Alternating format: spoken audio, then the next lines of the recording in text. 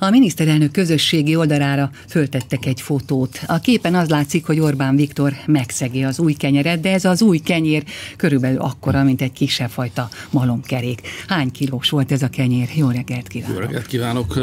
Orbán Viktor évek óta nem ad interjút olyan magyar újságoknak, ahonnan kritikus kérdéseket kaphatna. Ellenben szinte minden pénteken bemegy a Kossuth Rádióba, ahol egy államilag kitüntetett újságíró készít vele baráti beszélgetéseket. A Telex magyarázó legújabb részében megmutatjuk, hogy milyen szintű kérdéseket kap a magyar miniszterelnök az adófizetők pénzéből fenntartott közszolgálati csatornán. Mielőtt azonban belevágnánk egy szolgálati közlemény, iratkozzatok fel a csatornánkra.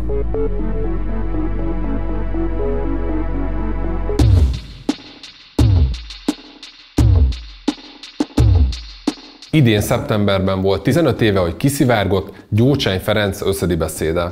Ebből az alkalomból a Kossuth Rádióban megmutatták, hogy milyen az, amikor egy nyitókérdéssel rögtön sarokba szorítják a miniszterelnököt. Az összödi beszéd kiszivárogtatásának 15. évfordulója van.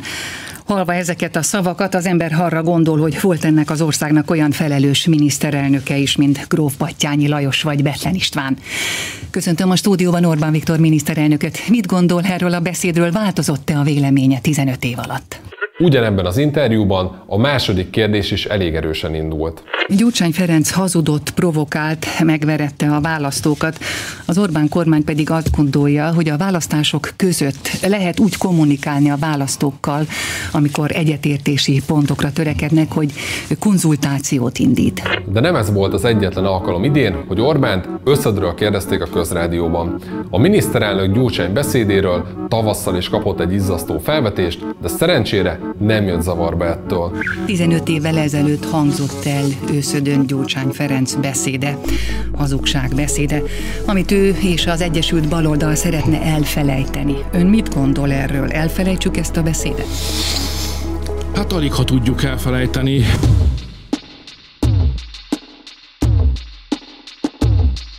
Ha már a hazugságok emlegetésénél tartunk, az is emlékezetes volt, ahogy a Nagy Katalin felvezette a Sargentini jelentést, amelyet az Európai Parlamentben egyébként több néppárti politikus is megszavazott. A sajtóból azt tudjuk, hogy Judith Sargentininek és a tevékenységei közé tartozik támadni Izraelt, tehát teljesen egyértelmű, hogy amikor ő azt mondja, hogy Magyarországon antiszemitizmus van, és ezt leírja a jelentésébe, akkor álszent és hazudik. A műsorvezetőre máskor is lehet számítani, amikor a magyar miniszterelnök kampányát bírálatok érik az Európai Unióban. Így volt ez a 2019-es európai parlamenti választások előtt is, amikor az Európai Néppárt teljesen kiakadt attól, hogy a magyar kormány közös plakátra tette Soros Györgyöt és Jean-Claude Junckert. Úgy fogalmazott Jean-Claude Juncker még a hét elején, hogy gyűlöletkeltő a kampány.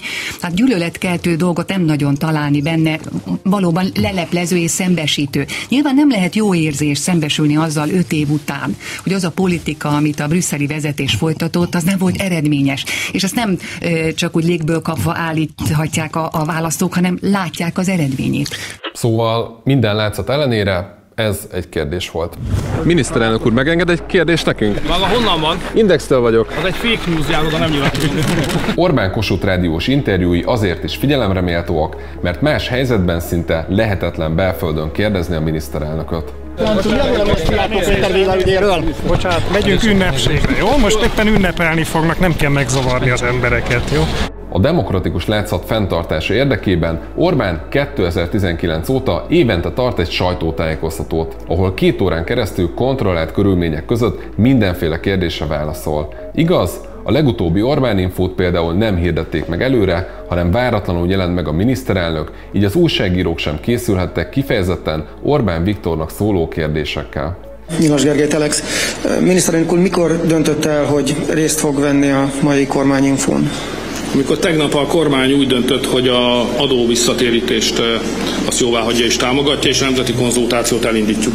Az évi egy kormányinfót leszámítva Orbán hazai programjait már szinte egyáltalán nem hirdetik meg nyilvánosan.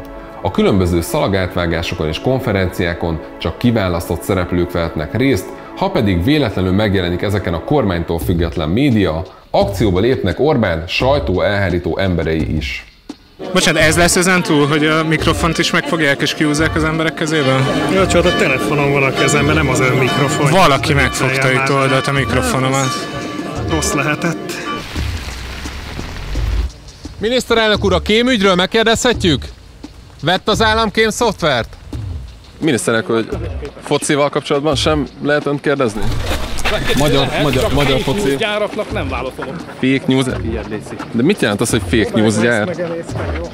Orbán ezekben a helyzetekben szinte sohasem válaszol, de térjünk is vissza az állami rádióba, ahol viszont hetente ad interjúkat a miniszterelnök. Az Orbán kormányt a koronavírus első hulláma alatt is kemény bírálatok érték. Ekkor fogadta el a parlament azt a jogszabályt, amit az ellenzék csak felhatalmazási törvénynek nevezett. Nagy Katalin azonban ekkor is résen volt, és kérdés helyett olyan konkrét állításokat tett, mint hogyha éppen őt kérdezte volna a miniszterelnök. A kormányinfón azt mondta a Gulyás Gergely, hogy rendkívül szerény jogkörei maradnak a kormánynak ebben a bizonyos járványügyi készültségben. De az is érdekes, vagy nem is tudom, már természetesnek vehető, hogy még meg se jelent, illetve még elő sem terjesztette a kormány a javaslatát. A Soros-féle jogvédő szervezetek már azt mondják, hogy ugyanolyan teljhatalma lesz továbbra is a magyar kormánynak, mint ami eddig volt. Igaz, hogy egy példát nem mondanak, egyetlen konkrétumot nem mondanak, de ezt mondják. Hát ez ismeretelmélettel foglalkozó filozófus jókat szórakozhatna. A kritikusok azonban csak mondták és mondták, hogy mi a baj a kormány koronavírus törvényével.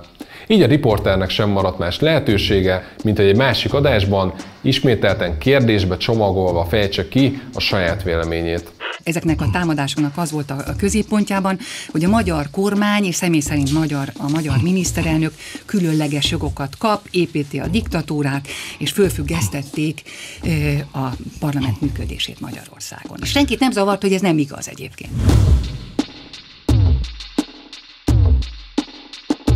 A közmédia szerkesztőjének közszolgálati szemlélete talán azokban az időkben mutatkozott meg a legtisztábban, amikor számos tüntetést tartottak Budapesten a CEU kormányzati elüldözése ellen. A miniszterelnököt kérdezhették volna például arról, hogy miért hoz szándékosan olyan törvényt a parlament, amelynek nem fog tudni megfelelni az egyetem. Felmerülhetett volna az is, hogy vajon miért jó Magyarországnak, ha a fővárosból elzavarják a világ egyik legjobb felsőoktatási intézményét. A Kossuth Rádió szerkesztője azonban valami egészen másra hívta fel a figyelmet. Feleslegesnek vagy túlzott okoskodásnak tartja azt mondjuk, hogy tulajdonképpen minden rosszban van valami jó. Mert azzal, hogy a CEU rektor 2 nap alatt mobilizálni tudta a liberális döntéshozókat, meg véleményformálókat itt Washingtontól egészen Brüsszelig, azzal tulajdonképpen nem csak erőt demonstrál, de láthatóvá is vált. Teljesen jól körvonalazódik, és most már nem lehet azt mondani, hogy kérem szépen az, aki azt mondja, hogy van ilyen hálózat, az összeesküvés elmélet.